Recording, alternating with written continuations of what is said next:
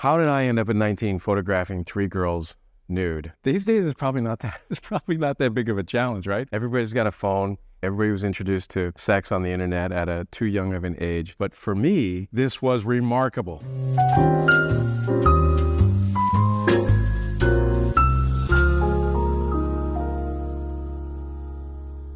19-year-old's dream. This is absolute joy. I'm Michael Joy. Here's what happened. I was working at the Satisfied Frog still. And remember, these waitresses were really beautiful, strong women. You know, they were putting up with crap to get these tips. You know, they were moms, they were college girls, whatever. Everyone was there for their own reason. We had these little arrangements. I was the busboy, so I had no shot at being a waiter. I was A, not confident enough, and B, the shorts were not for me. I wouldn't have been hired. But the girls would be like, table 16, cold spill. And I was like, okay. And another girl would come up, that son of a bitch grabbed my ass. Table 12, hot spill.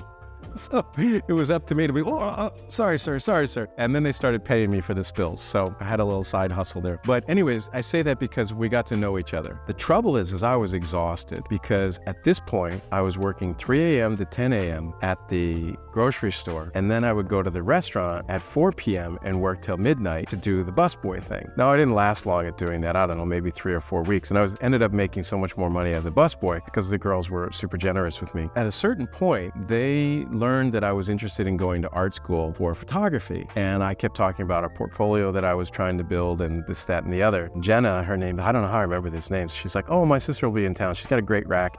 She'll go for it. You know, take some pictures. I'm like, how old is she? I was 26. I was 19. I'm like, you know, that seemed old to me at the time. But what it was is then Jenna persuaded her sister and one of the other girls at the restaurant to say, oh, Mike wants to do these pictures for his art school portfolio. So I brought him to my house and I had a little photo studio set up. I don't know. I didn't know anything about photography. I took these coffee cans and I put car headlights in the coffee cans to make my photo lights and I hung them, car bat, nothing worked. Anyways, I was so nervous taking pictures of these girls. I don't think they were very good pictures either. Apparently I was even a teenager of integrity. And I showed the girls all the pictures I took and later I just said, look, I'm not going to be using these for the portfolio. Here's the photographs, here's the negatives. Don't ever sweat this in your life. It won't be good. But I sure did make sure that photo shoot took a long time. I was like, I remember it all.